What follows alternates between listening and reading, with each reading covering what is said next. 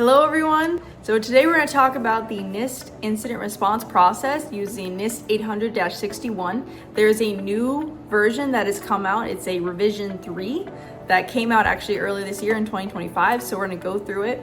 If you use the older versions, it's still very useful. Obviously there's better improvements to the newer version, but if you did use the old process to establish your incident response plan, there's still a lot of the similar logic that's applied, so you're still going to be in good hands. You can use this to help revise your old incident response policy. So, all right, so a little bit background to myself. My name is Carissa Amon. I have been working in the cyber industry for about a decade, and I have worked on cybersecurity contracts supporting entities such as the United States Air Force, the Army National Guard. I worked as an incident response lead for the Army Guard. I worked supporting Palo Alto as a contractor. I even supported Booz Allen Hamilton. I've worked with Ally Bank. I've worked as a SOC manager. I've worked as an incident response lead. There's so many different amazing opportunities that I've had. I've worked with so many great people, and for anybody that's considering cybersecurity, I definitely recommend it.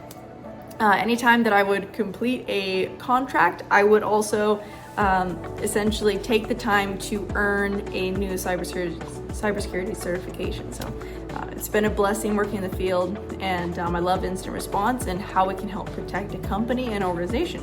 So let's talk through the new incident response processes. So the previous one actually still has obviously the preparation, identification, analysis, eradication, and recovery with containment, and then you have the post-incident activity. So those are the 4 key pillars that we used for the previous incident response lifecycle. The new version actually essentially breaks out the preparation phase and includes the govern, it includes identify and protect. So these are the 3 components of the preparation phase, which are so key in incident response. This is going to help get your incident response time to just better metrics. It's going to improve those KPIs for you. So if you are looking to improve your incident response process, or if you're just learning what the incident response process is, this is going to be key for you. So for the NIST 800-61 documentation, going over govern. So govern essentially is talking through cybersecurity policies and procedures, essentially management. So everything is in writing. It's key if you have documentation in writing to cover those policies and procedures. It's going to make a big difference for how you can support and respond to an incident. As well as the next component in the preparation is identify. So going over the assets that you have, the size of your organization, maybe even like some of the people that are involved, just making sure you have an understanding of what is at risk when you are supporting your organization, and you can even cover like key components in terms of what are high risk systems, what you might want to protect more, and that pushes more into obviously the protect module, where we will go through in the next bit. So going back into the govern component, it actually recommends making improvements or developing, if you haven't made one yet, a incident response policy, an incident response plan. There is a key starter to that. So how do you do that? How do you make an incident response plan? Is you'll start off with the breakdown of an event versus an incident. What's great is NIST actually includes a high level of that in their documentation. So you'll compare an event, which is more like an activity, maybe somebody logging into a system, doing regular operational expected activity, versus an incident is more of an event that can cause negative consequences. So something that happens that can impact something else. So that will be considered an incident, or a cyber incident in this case. So they're definitely key to make sure that when you're communicating with your organization that you have an understanding of what cyber incidents are, how you categorize them, how you rank their severity.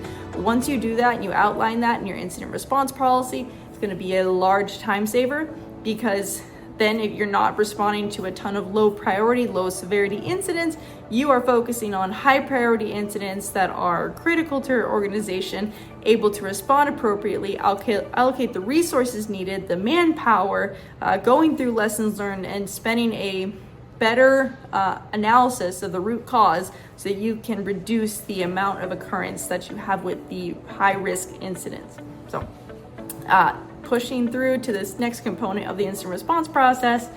So there is actually a great use of incident response process that not only does it help your team identify what's happening in your organization, the governance policy will also help your company know what teams to communicate. So when you are doing incident response, it's not just a cyber team that responds to an incident. A lot of times you have, especially with larger organizations or even medium-sized, you'll have multiple members that are still supporting incident response. So you'll have network admins, you'll have system admins, you'll have a compliance team. Sometimes you'll even have help desk depending on what's going on. But a lot of times you'll have different entities that'll be supporting incident response. So if you have a severe incident that happened and you definitely need to consider shutting down a server, again, only if absolutely needed, you would definitely need to communicate with like your network team, your sysadmins, making sure they understand what's going on, showing the root cause, showing the artifacts that are involved in the incident. It's very key to have weekly syncs with network administrators,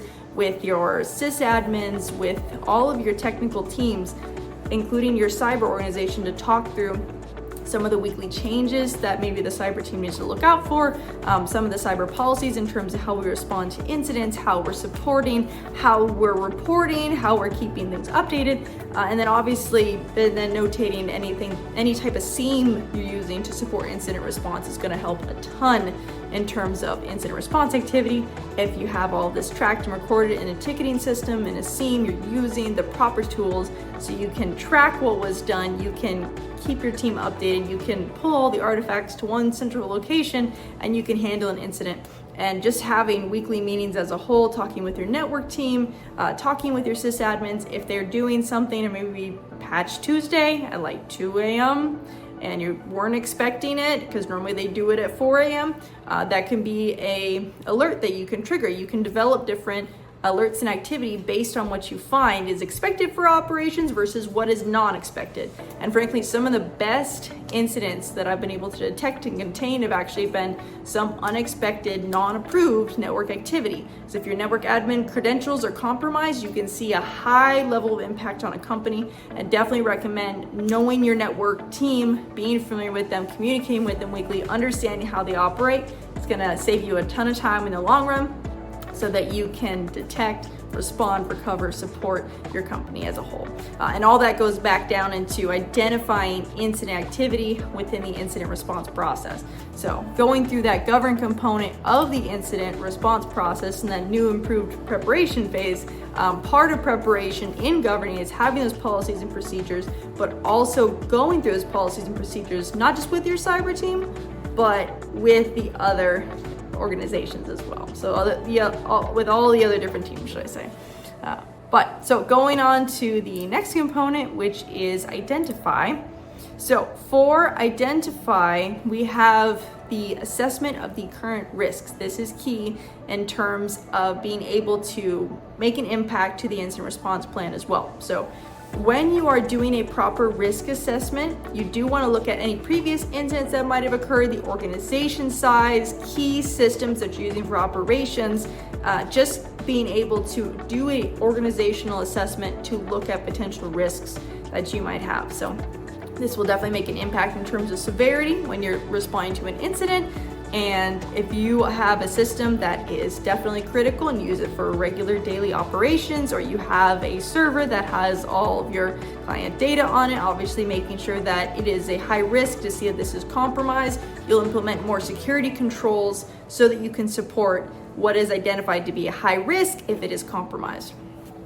All right, going into the next component, which is the protect module. So in terms of protection, they even put a good component is that when you're responding to an incident, root cause analysis is key, but that you definitely want to have a safeguard in place. So if you have those risks, if I identify that I have a server that's used daily for operations and we have sensitive data on there, we definitely want to have a proper safeguard on there so that only the right users are able to access it, only the right users are able to manage it, that it's used strictly for operations, that your cyber team knows how it's used for operations, which means talking about this during your weekly calls and going through the overview of how it works during your incident response process, again, so you can help to protect it. As well, if you do have a key system that has signs of compromise or potential indicators of compromise that are noticed related to that system, you can still have it be a lower severity if you have proper safeguards in place to protect your system. Like if you have good policies in place, group policies, as long as you want to make sure that the network is segmented in such a way that if it is compromised, you're not seeing a lot of lateral movement. So there's a lot of things you can do to help protect a system so that you're going to reduce the risk and the likelihood of potential severe impact. All right. So there are multiple different roles you can use to support this. So obviously in terms of incident response, I mentioned network, sysadmin, all kinds of stuff. The NIST documentation really covers the ground for a lot of great material. I definitely recommend reading it. I'm gonna include the link in this YouTube video as well. But there's a lot of different components in terms of people who support. Leadership are key in terms of incident response, in terms of that prepare aspect to make sure you're supported, but definitely making sure that you're including your incident response team in the policies and procedures documentation. If your incident response team does not like the documentation, or they don't understand it, or they think that there is some concerns with it, they won't use it. It's gonna be a sitting document that doesn't get used on a day-to-day. You definitely need they're essentially them to work in tandem with the documentation that was established. So, just getting feedback is key. I know when I had supported the Army National Guard and we were going through incident response process, they're great. They're very active, and just going through incident response is one of the key things that made the biggest difference for me was feedback, and they're just great, very technical, gave great feedback. The same was true under the Air Force contract, is that as a whole, they're very eager to go through notes, revisions, improvements, and getting feedback from the people that are gonna use the documentation, or even using the processes yourself just to get a wash through to show how it works, is gonna make a huge difference. Because again, it's no longer just a resting document, it's a living document that grows, improves, and is used daily for operations. So the leadership will help guide and bring essentially the groups together for this process, and essentially we'll be writing this documentation, but we'll get feedback from all the different teams. And it just, again, it's been a blessing for me to get all the different feedback. It makes incident response be a lot more efficient, and you're also going to see a lower incident number in the long run, because you have clear direction for what your steps are and how you respond to each incident based on category, severity, risk, and so on. All right, so leadership, that's one of the people that are key players here that NIST talks about. We do have the incident handlers, which are extremely useful. I know there's a lot of tools and stuff that use AI, and I definitely wouldn't discount that, because there's a lot of great use to AI tools. As a whole, we know that they don't replace incident handlers. They are still definitely needed, because one of the key things that incident handlers have is the ethics as a whole. If you're dealing with a machine, at times it's not going to make as much as an ethical response, it's not going to make as much of a logical response. It essentially is growing based on what you tell it, but it doesn't always make the best decisions based on changing scenarios. And in cybersecurity, you definitely want a person that you can communicate with, you can talk through, but artificial intelligence and machine learning specifically will give you the information that you need to help better make a decision to support your next steps. So I definitely recommend using it in terms of bringing in the information to support your incident handlers, but as a whole, it's not going to replace them, but it still can be used for maybe like lower severity incidents, and you can use automations and process and procedures that can help to cover some of the lower stuff, so your incident handlers can focus on some of the higher priority incidents. So there is the incident handlers, then we have the technology professionals. So this talks about the networking, the sysadmins, we talked about those briefly, but those are definitely some of the people that will be supporting the process as well. And it's very important that they understand their role in the incident response process when needed. And if your incident handlers do not have the ability to contain or quarantine a system based on the severity, then definitely make sure that you have good communication with your cyber team as well as your network team and your sysadmin, so that they are able to communicate together to contain a threat as quickly as possible. So as well as obviously there's a legal team that talks through HR, but there's a lot of different components and people that all play in to support this incident response process and life cycle. So these are some of the improvements in terms of how NIST has taken the previous model and then broken out the preparation phase to support incident response. Honestly, I see a great benefit from using the new model. It goes into much greater detail. I recommend doing a read through to see all the information and how much it can support your organization. If you're working for the government, even if you're not, this is just great guidelines and information that will help to support you and your cybersecurity team.